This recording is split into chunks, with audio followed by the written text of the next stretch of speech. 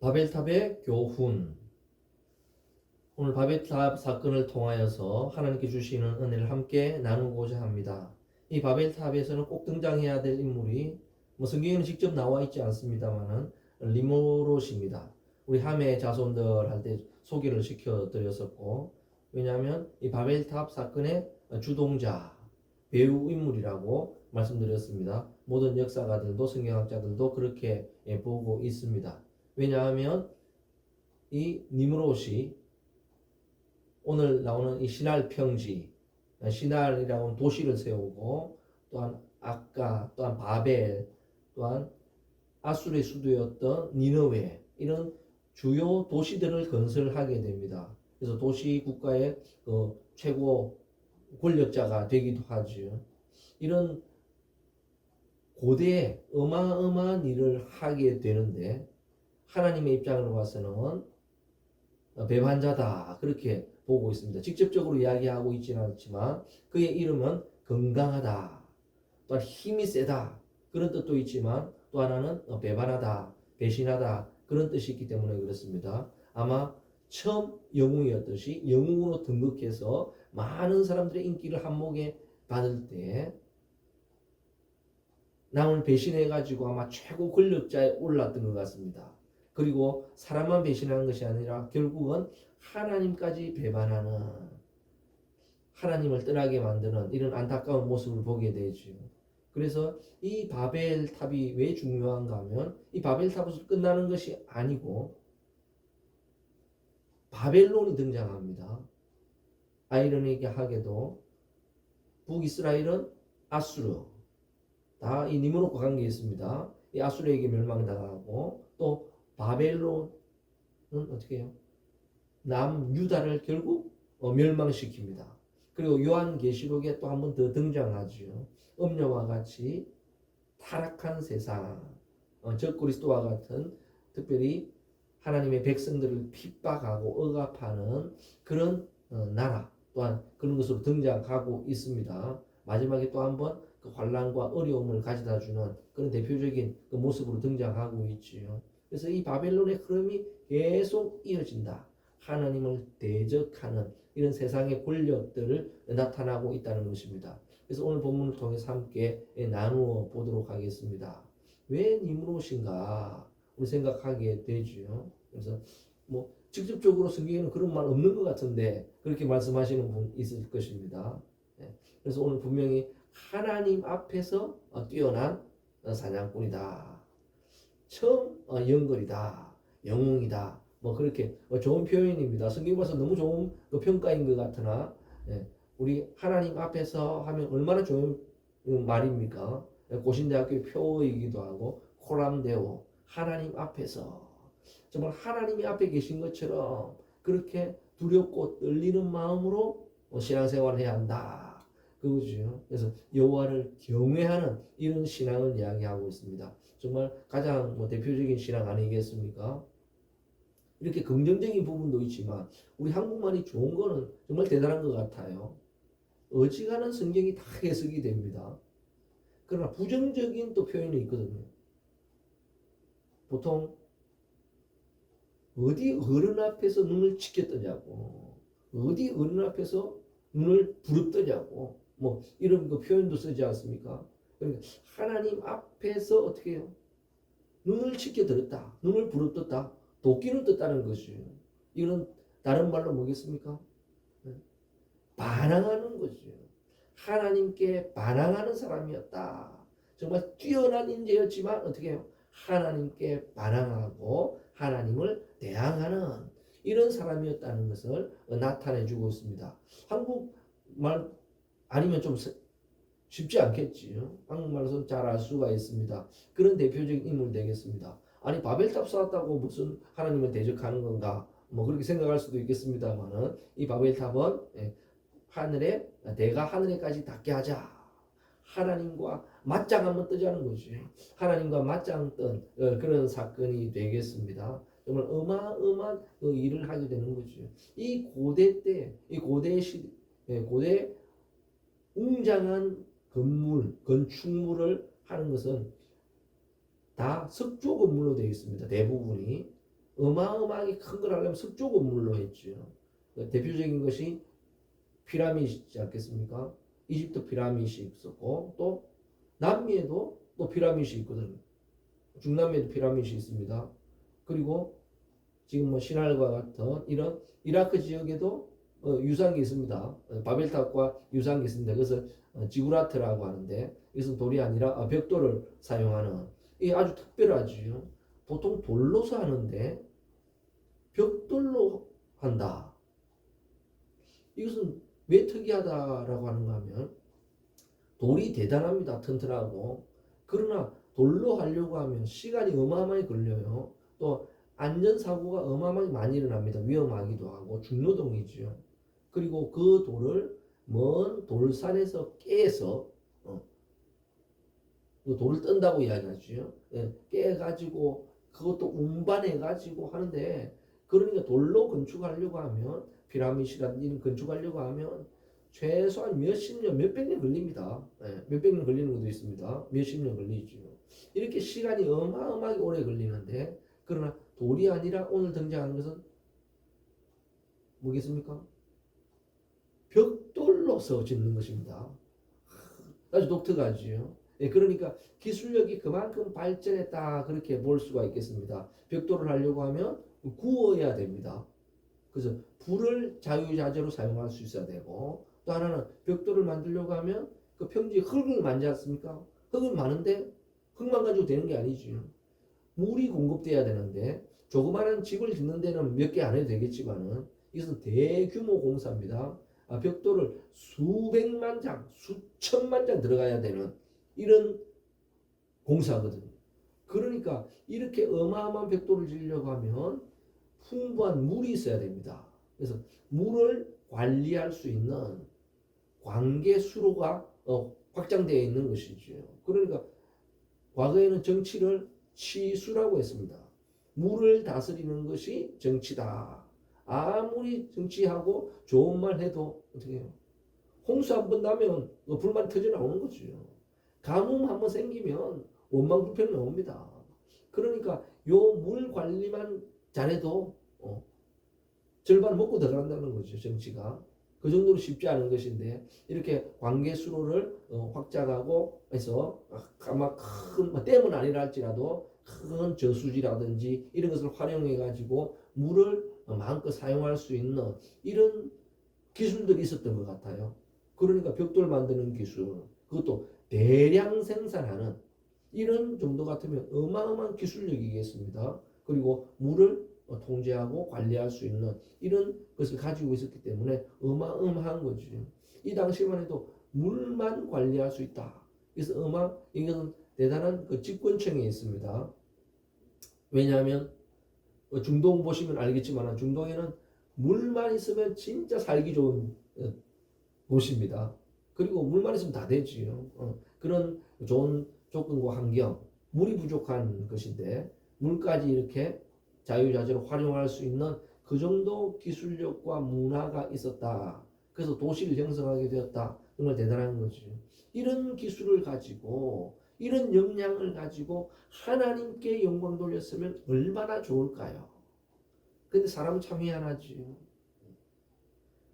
이렇게 되면은 우쭐해가지고 어떻게 해요? 하나님처럼 되려고 하고 교만해집니다. 이 교만은 패망의 선봉이라고 했는데 이 교만이 결국 이 니므롯과 이 바벨을 무너뜨리게 되는 것이죠. 스스로 무너지게 되는 것입니다. 이런 안타까운 모습을 보게 됩니다. 그러니까 하나님께서는 뛰어난 사냥꾼이다. 하나님 앞에서 이런 표현을 쓰는 것은 뭔가 이런 평가를 하는 것은 하나님이 주신 은혜입니다. 하나님이 주신 달란트고 은사주요. 이걸 가지고 주님을 위해서 쓰지 아니하고 오히려 주님을 대항하는 일에 쓴 이런 안타까운 모습이죠. 아니 대항했다는 것이 어디 있는가 직접적으로 그런 것은 내가 하늘에 닿게 하자. 다시 홍수가 오더라도 어떻게 해요? 우리는 끄떡없다. 그거죠. 하나님 앞에 반발하는 것입니다. 왜냐하면 그 무지개 언약을 통해서 하나님께서는 다시는 홍수를 통해서 인류를 심판하지 않겠다. 멸망시키지 않겠다. 그렇게 하나님이 약속하고 선언했거든요. 그러나 어떻게 해요? 이 무지개 언약을 믿지 아니하고 오히려 무시하고 파기하는 그런 어처구니 없는 일을 저지르게 되는 것입니다. 하나님께 대항하기 위해서. 그 이후로 무엇인가? 자기네들은 물을 관리할 수 있을 기술이 됩니다. 그리고 엄청난 기술이 있기 때문에 홍수가 나도 이제 끄떡없다는 것입니다. 문제가 안 생기는 이런 것을 짓자. 그리고 벽돌을 만들면 흙은 우리 황토가 좋아서 황토로 집을 지으면 처음에는 좋은 것 같은데 몇 개월 지나면 어떻게 될까요? 금이 쩍쩍쩍쩍 가고 정말 볼품 없어지고 그래 되거든요. 해마다 또 바르고 또 발라야 됩니다. 그런데 참 신기한 것은 흙은 아무리 말라도 흙이에요. 그런데 이 흙을 구우면 벽돌이 되고 돌처럼 됩니다. 금도 안 가고. 참 신기하죠. 이 기술을 개발했다는 거죠.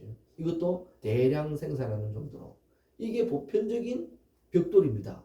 그러나 오늘의 벽돌은 이런 벽돌이 아니라 역청까지 사용하는 그런 벽돌이죠. 한마디로 어떤 벽돌인가? 특수 벽돌이기도 하고 특별히 방수 벽돌을 만들었습니다. 방수 벽돌을. 야, 엄청난 일이죠. 아마 벽돌하면 주로 붉은색입니다. 밝고 연하고 차이는 있겠지만 다 붉은 계통인데 이 벽돌은 어떤 벽돌인가? 흑벽돌이죠. 까만 벽돌. 방수벽돌입니다. 이 방수벽돌을 이용해서 크게 높게 올라갑니다. 한마디로 뭐겠어요? 홍수가 와도 끄떡없다. 하나님께 직접 대항하는 모습이죠. 주먹으로 싸움으로 나가는 것은 아니지만은 하나님의 정책에 반대하는 반대 정책을 펴는 그럼으로써 국민들의 마음, 사람들의 마음을 확 자기에게 끌어들이는 그런 것을 하게 됩니다. 그래서 하나님의 그것을 도둑질하는 거나 마찬가지겠죠. 그래서 사람들은 그쪽으로 확 쏠려요. 이건 잘못됐다, 반대한다 하는 사람도 있었겠지만 이런 흐름 앞에서는 어떻게 거절할 수가 없는 아마 그렇게 강력했던 것 같습니다. 강력하게 추진을 해서 하나씩 이루어지죠. 그리고 돌로 지을 때보다 시간이 단축이 됩니다. 착착 올라가는 게 보입니다. 돌은 힘이 없는 사람은 못합니다. 그러나 이 벽돌로 짓는 것은 좀 힘이 약한 사람도 함께 할 수 있기 때문에 정말 그 성과가 있었지 않겠는가. 아무리 대단한 일 해도 성과가 없으면 눈에 보이는 게 없으면 불만이 터져나오고 할 텐데 보이는 것 같아요. 촥촥촥촥 올라가는 게 보이고 사람들이 막 놀라고 와 진짜 네 무릇이다. 이번에는 되겠다. 우리가 무지개 정책이 아니라 반무지개 정책을 펴야 되겠다. 그 이유는 뭐겠습니까? 야, 우리가 아무리 돈 벌어도 뭐 하겠느냐? 하나님이 열받아가지고 한 번 더 심판하면 다 끝나는데 뭐 우리 아들 딸들 다 끝나는데 뭐가 필요하겠느냐? 나도 그래 생각했다고. 나도 그래 생각했다고. 이런 사람들의 마음을 확 모아가지고 이 바벨탑으로 하나님께 대항하게 되는 거죠. 직접 싸우질 않지만 머리를 써가지고 어떻게 해요? 이제는 신사답게 정책 대결로 나가겠다. 우리는 반무지개 정책이다. 그렇게 나갔는데 하나님은 얼마나 지혜로우십니까? 하나님은 이렇게 대단해 보이지만 하나님은 못 당하는 거죠. 그렇게 신사적으로 싸우지 않고 해보겠다고 나도 싸우지 않고 신사적으로 해결하겠다. 그래서 어떻게 해요? 이들이 이렇게 되는 이유 정말 하나님하고는 말이 안 통해. 하나님 믿는 사람들하고는 정말 말이 안 통한다고. 그런데 야, 우리는 좀 뜻이 맞잖아. 뜻이 너무 잘 맞는다고. 말이 통하네, 말이 통해. 그러니까 이야기하지 않습니까? 이렇게 말이 통하기 때문에 됐는데 이 말을 언어를 혼란시켜줘요. 지금의 각종 민족의 언어들이 바로 이때 생겨나게 되는 것입니다. 언어가 그렇게 되는가? 가다가 만들어지지 뭐 그런 생각하는데 언어는 참 희한해요. 우리나라도 한글이 없을 때는 한자를 이용했습니다. 한자를 이용해서 사용했는데 같은 한자를 쓰는데 달라요. 같은 한자인데 달라요. 참 신기하지 않습니까? 언어가 다른 것입니다. 언어가 다른데 어떻게 해요? 표기하는 문자가 한자를 쓰느냐, 표기하는 문자가 영어 알파벳이냐, 표기하는 문자가 한글이냐, 이런 차이지 민족마다 언어가 다른 것입니다. 언어가 확실히 달라요. 그래서 이런 다른 언어를 주니까 서로 말이 안 통하니까 소통이 안 되니까 서로 뿔뿔이 흩어집니다. 정말 하나님의 지혜는 못 당하지요. 하나님께서 이렇게 해서 그냥 스스로 무너지도록 만들었지요. 정말 하나님을 대항해서 이길 자가 없고, 높아지려고 해서 자기가 높아진다고 해서 높아지는 게 아닙니다. 하나님이 높이셔야 높아지고, 아무리 높아져도 하나님이 낮추시면 쑥 꺼지게 되는 것이 우리 인생사이고 우리 신앙인 것입니다. 또한 이런 실수를 왜 하게 되었는가 좀 이야기했습니다. 교만해서 우쭐해서 하나님처럼 되려고, 하나님 되려고 그랬습니다. 그래서 권력의 힘을 이용해서, 능력을 이용해서 하게 되었다고 말씀을 드렸습니다. 또 하나는 이유가 뭘까? 직접적으로 나오진 않지만 그들이 동쪽으로 이동하다가 어디를 발견합니까? 신할 평지를 발견해요. 와, 세상에 이렇게 좋은 데가 있구나. 거기서 도시를 건설하고 나라를 세우게 되거든요. 그래서 우리는 시내라든지 특별히 상업지역, 도시는 어디에 있는가? 평지이죠. 평지에 있어야 생활이 잘 되고 또 장사가 잘 되고 그렇습니다. 그래서 영어로 보면 잘 알 수 있겠죠. 다운타운, 낮은 지역에 있습니다. 그리고 사람 사는 데는 업타운, 그러지 않습니까? 그런데 이 고대 이 시대만 해도 주로 어디에 사는가? 평지가 좋은 것이지만 평지에는 감히 살지를 못합니다. 왜냐하면 아무리 농사 지으면 쳐들어와서 뺏어가면 끝이니까. 그래서 주로 어디 있는가? 구릉성 산지, 좀 언덕 같은 이런 곳에, 너무 높은 산지는 아니고 좀 언덕까지 좀 평평한 이런 곳에 있으면 적이 오는 거 먼저 보여요. 그리고 방어하기가 쉽습니다. 그래서 그렇게 하는 것이 보통인데, 평지에다 쫙 할 정도, 이 정도 자신감이면 대단한 거죠. 아마 거의 도시국가 수준으로 되는 것입니다. 이렇게 형성이 되었습니다. 그리고 이야기했지만 동으로 가는, 우리 기독교가 처음에 전파될 때 동이 아닌 서쪽으로 가죠. 서쪽으로. 예루살렘에서 서쪽, 그리스, 로마, 유럽, 스페인. 그래서 끝나는 것이 아니라 또 서쪽으로 가서 어디 갑니까? 미국으로. 미국에서 또 서쪽으로 가서 어디입니까? 우리 대한민국까지. 이 시기가 얼마나 걸린 기간이 1800년, 1900년 걸렸습니다. 그때는 서쪽으로 가는 일은 불이익이었는데 아마 고대 이 시대는 동쪽으로 가는 부흥이 일어났던 것 같아요. 하나님께서 직접 말씀했을 수도 있고 하나님이 말씀하지 않았다 할지라도 동쪽으로 찾아가는 이런 부흥이 일어났던 것 같아요. 그래서 동쪽으로 가자 해서 왔습니다. 그런데 가다 보니까 목적지는 더 가야 돼요. 더 가야 되는데 가다 보니까 좋은 거 있으니까 거기 탁 안주하고 멈춰버립니다. 그래서 이 사람은 가다가 멈췄을 때 문제가 됩니다. 저도 자전거를 제가 어른이 돼서 배웠거든요. 성인이 돼서 배우게 됐습니다. 어릴 때도 몇 번 타봤는데 안 되는 이유가 뭔가 하면 자꾸 넘어지려고 그러는 거예요. 넘어지려고 하니까 멈추지 않을 수가 없는데, 그런데 자전거 가르쳐주는 형들이 이야기하는 것입니다. 넘어지려고 하면 페달을 밟아라.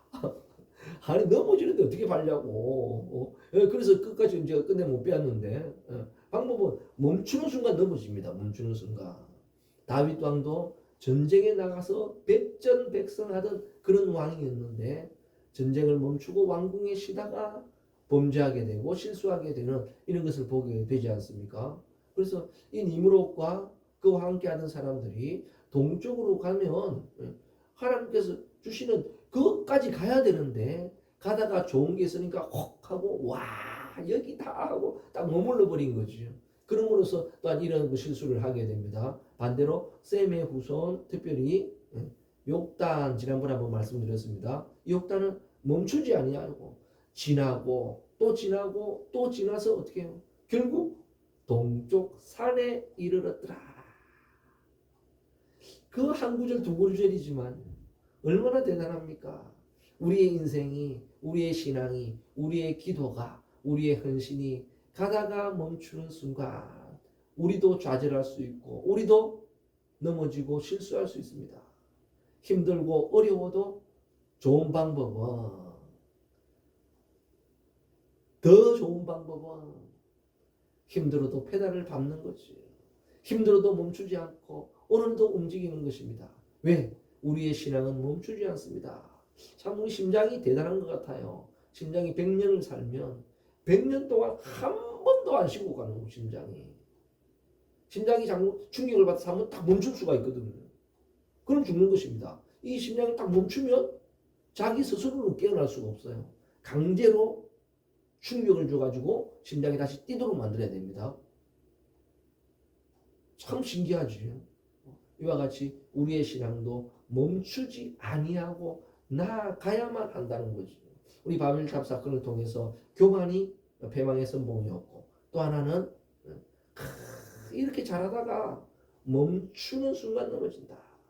동쪽으로 갔으면 동쪽 산까지 이르렀으면 얼마나 좋았을까 하는 생각을 해보게 되는 것입니다. 우리도 좀 힘들다고 지친다고 포기하고 주저앉고 멈추는 우리의 신앙과 삶이 되지 마시고 오늘도 힘들어도 어려워도 한 걸음 한 걸음 더 나아가서 높아지면 교만해지는 것이 아니라 높을수록 더 겸손하고 주를 섬기는 그런 복된 교회 바벨탑이 아니라 하나님께 영광 돌리는 아름다운 손이 펼쳐지는 그런 역사가 일어나기를 주님의 이름으로 간절히 축원드립니다.